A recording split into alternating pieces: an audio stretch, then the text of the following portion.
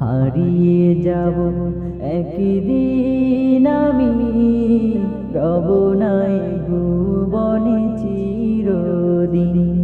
হায় রে ঢাকা ৮ আসন এখন শূন্য পড়ে আছে। এজন্যই বলবো, যারা ক্ষমতায় আছেন এবং যারা ফিউচারে ক্ষমতায় আসবেন, আসলে দেখেন এই ক্ষণস্থায়ী জীবনে জনগণের কল্যাণ করাই উচিত এবং দেশের স্বার্থে, দেশের উন্নয়নের স্বার্থে কাজ করা উচিত।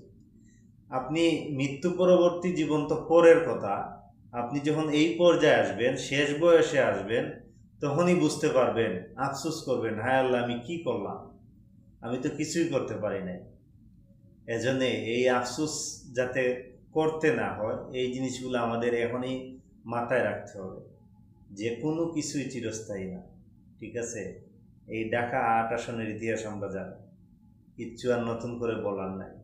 হারিয়ে যাব একদিন আমি,